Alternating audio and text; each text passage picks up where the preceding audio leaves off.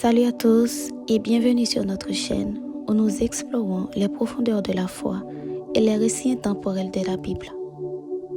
Aujourd'hui, nous allons plonger dans l'une des histoires d'amour les plus scandaleuses, les plus déroutantes et pourtant les plus profondes de toute l'écriture. Une histoire qui, à première vue, semble défier toute logique humaine, mais qui, en réalité, révèle la nature même de l'amour inconditionnel de Dieu pour nous. Préparez-vous à rencontrer le prophète Osée et la femme qu'il a été appelé à aimer, Gomer. Nous nous situons dans l'Ancien Testament à une période sombre de l'histoire d'Israël, le peuple choisi de Dieu. Malgré toutes les bénédictions et les alliances, le peuple s'était lamentablement détourné de son Créateur. Il courait après d'autres dieux, s'adonnant à l'idolâtrie et à une vie de débauche, symbolisant une profonde infidélité spirituelle.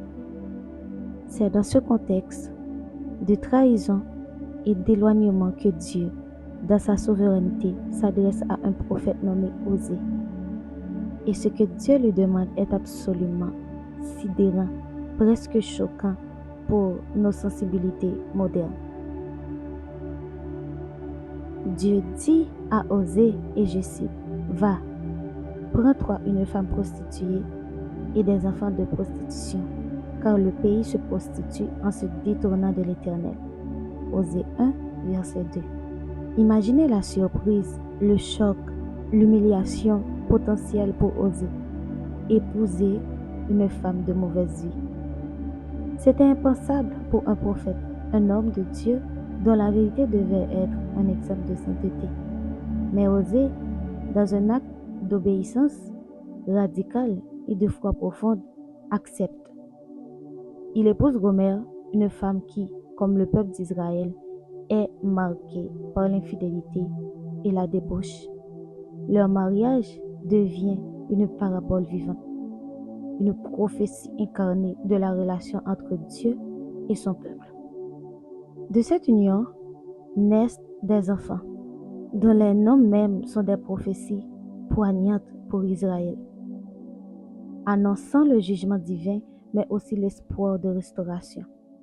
Mais, comme le peuple d'Israël ne parvient pas à rester fidèle à son Dieu, Gomer ne reste pas fidèle à Osée. Elle retourne à sa vie passée, à ses amants, à la prostitution. Le cœur d'Osée doit être brisé, humilié publiquement, sa dignité piétinée.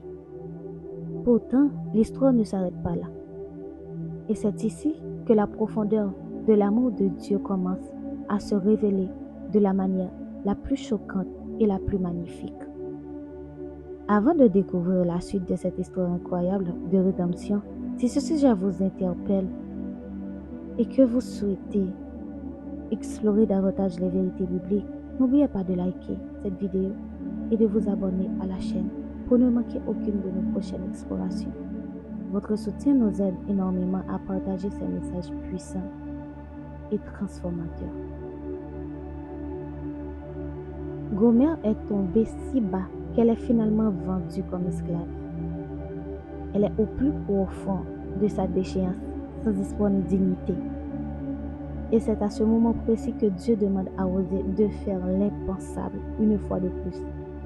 Il lui dit, va encore, aime une femme, aimée d'un amant et adultère. Comme l'Éternel aime les enfants d'Israël qui se tournent vers d'autres dieux et aiment les gâteaux de raisin. Osée 3, verset 1. Osée obéit.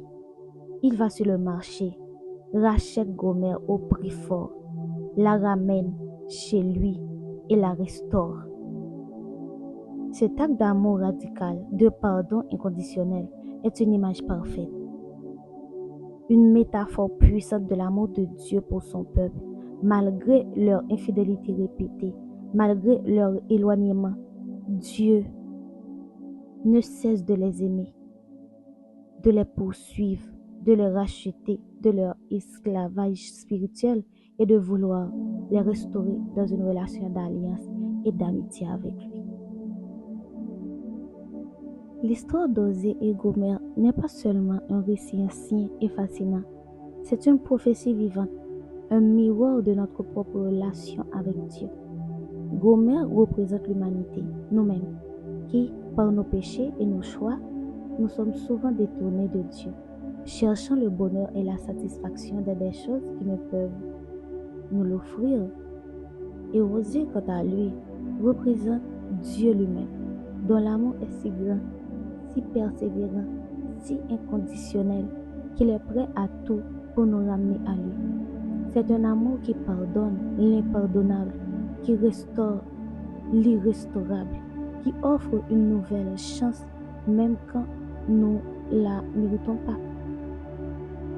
Et ultimement, cet amour trouve son accomplissement parfait et définitif en Jésus-Christ. C'est lui qui, par son sacrifice sur la croix, est venu racheter l'humanité de son péché et de son infidélité, de son esclavage. Il a payé le prix fort pour nous ramener à Dieu, nous offrant la grâce, le pardon et la restauration complète. L'histoire d'Osée et Gomère est un rappel puissant que l'amour de Dieu n'est pas basé sur nos mérites, sur nos perfections, mais sur sa nature même. C'est un amour persévérant, un amour qui cherche inlassablement, un amour qui rachète et qui transforme. Et peu importe où vous en êtes dans votre vie, peu importe vos erreurs passées ou présentes, l'amour de Dieu est là, disponible, prêt à vous restaurer et à vous offrir une nouvelle vie. Que retenez-vous de cette histoire bouleversante?